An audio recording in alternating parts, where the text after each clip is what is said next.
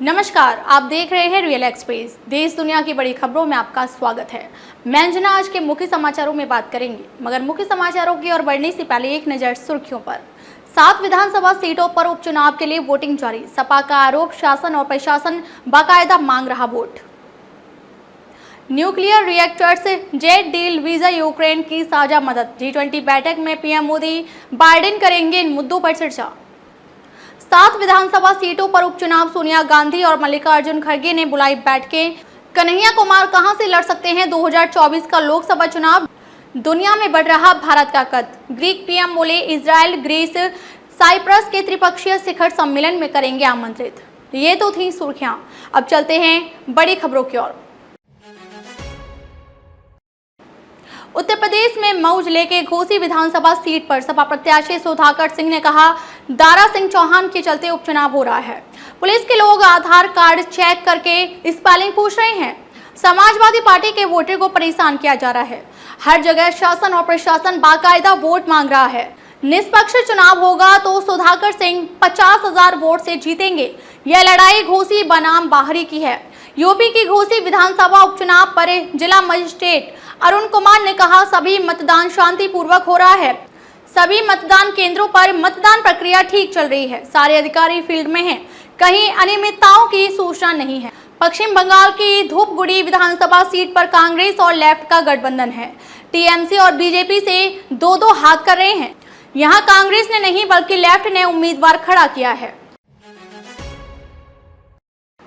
अमेरिकी राष्ट्रपति Joe Biden गुरुवार यानी 7 सितंबर को G20 शिखर सम्मेलन में भाग लेने के लिए भारत आ रहे हैं। इस दौरान उम्मीद जताई जा रही है कि वे कई मुद्दों पर प्रधानमंत्री नरेंद्र मोदी से चर्चा करेंगे। जो बाइडेन राष्ट्रपति बनने के बाद पहली बार भारत आएंगे। इससे पहले फरवरी 2020 में तत्कालीन अमेरिकी राष्ट्रपति डोनाल्ड ट्रंप भारत आए थे। आमतौर पर G20 शिखर सम्मेलन के दौरान 2 देशों के बीच द्विपक्षीय बातचीत को शामिल नहीं किया जाता है, लेकिन भारत ने अमेरिकी राष्ट्रपति और सऊदी क्राउन प्रिंस के साथ द्विपक्षीय बातचीत की मंजूरी दे दी है। बाइडेन के दौरे से पहले भारत और अमेरिका अपने द्विपक्षीय जुड़ाव के लिए कई महत्वाकांक्षी योजनाओं पर काम कर रहे हैं। विश्वसनीय सूत्रों के मुताबिक बाइडेन के भारत दौरे के दौरान दोनों देश छोटे मॉड्यूलर परमाणु रिएक्टरों पर संभावित परमाणु समझौता कर सकते हैं। इसके अलावा ड्रोन सौदे, जेट इंजन पर रक्षा सौदे के लिए अमेरिकी कांग्रेस की मंजूरी पर प्रगति पर भी चर्चा संभावित है। 6 राज्यों की 7 विधानसभा सीटों पर मंगलवार यानी 5 सितंबर 2023 को उपचुनाव हो रहे हैं। सुबह 7 बजे से शाम 6 बजे तक वोटिंग होगी। इसके नतीजे 8 सितंबर को आएंगे। वहीं आगामी लोकसभा चुनावों की रणनीति पर चर्चा को लेकर मंगलवार रात 8 बजे इंडिया गठबंधन के नेताओं की मल्लिकार्जुन खड़गे के घर पर बैठक बुलाई गई है। सोनिया गांधी संसद के विशेष सत्र की रणनीति पर चर्चा करने के लिए संसदीय राजनीतिक दल यानी पार्लियामेंट्री स्ट्रेटजी ग्रुप के साथ बैठक करेंगी। गृह मंत्री अमित शाह आज मंडला और श्योपुर में जन आशीर्वाद यात्रा की शुरुआत करेंगे। आगामी लोकसभा चुनाव के लिए चुनावी मैदान तैयार किया जा रहा है। एनडीए और इंडिया गठबंधन के बीच मुकाबला दिलचस्प होने की उम्मीद है। सभी पार्टियां मिशन 2024 की तैयारियों में लगी हुई हैं। इसी बीच आइए जानते हैं जेएनयू के पूर्व छात्र संघ प्रमुख और वामपंथ की विचारधारा के साथ कांग्रेस में शामिल हुए कन्हैया कुमार किस सीट से चुनाव लड़ सकते हैं।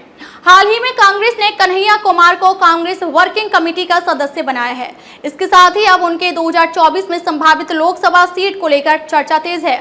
विश्वसनीय सूत्रों के मुताबिक कांग्रेस नेता को लेकर चर्चा है कि वो 2024 में होने वाले आम चुनाव में देश की राजधानी दिल्ली के किस सीट से चुनावी मैदान में उतर सकते हैं। इससे पहले 2019 चुनाव में कन्हैया कुमार कम्युनिस्ट पार्टी के टिकट पर बिहार के बेगूसराय सीट से चुनाव लड़े थे। हालांकि इस चुनाव में कुमार को जीत नहीं मिल सकी थी।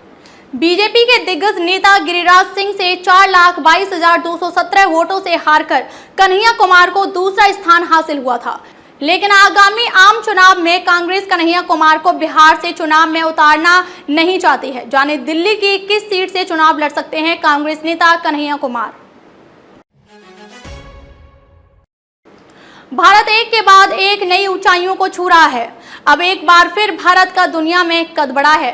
अगले साल होने वाले इजराइल, ग्रीस और साइप्रस देश के 9वें त्रिपक्षीय शिखर सम्मेलन में भारत को भी आमंत्रित किया जाएगा। जिसकी पुष्टि खुद ग्रीक पीएम किरियाकोस मित्सोटाकिस ने की है। विश्वसनीय सूत्रों के अनुसार ग्रीक प्रधानमंत्री का कहना है कि ग्रीस विशेष रूप से भारत जैसे देशों के साथ नेचुरल गैस के निर्यात की साझेदारी में रुचि रखता है, जिसे अगले साल होने वाले संभावित त्रिपक्षीय शिखर सम्मेलन में आमंत्रित किया जाएगा। ग्रीक पीएम किरियाकोस मित्सोटाकिस ने ये सब बातें एक संयुक्त प्रेस कॉन्फ्रेंस के दौरान कही। इस दौरान उनके साथ साइप्रस के राष्ट्रपति निकोस क्रिस्टोडालाइड्स और बेंजामिन नेतन्याहू भी मौजूद थे। ग्रीक प्रधानमंत्री का ये बयान उस दौरान सामने आया है जब पीएम मोदी ने हाल ही में ग्रीस का दौरा किया है। प्रधानमंत्री नरेंद्र मोदी 25 अगस्त को ग्रीस पहुंचे थे, जहां उन्हें grand cross of the order of honour से सम्मानित किया गया। कैसे लगे समाचार कमेंट करके जरूर बताएं। वीडियो पसंद आया हो तो लाइक कीजिए। देश और दुनिया की बड़ी खबर के साथ अपडेट रहने के लिए चैनल को सब्सक्राइब करें। खबरों में अब तक के लिए बस इतना ही। फिर होगी आपसे मुलाकात कुछ ऐसी ही बड़ी खबरों के साथ। तब तक के लिए नमस्कार और देखते रहिए रियल एक्सप्रेस।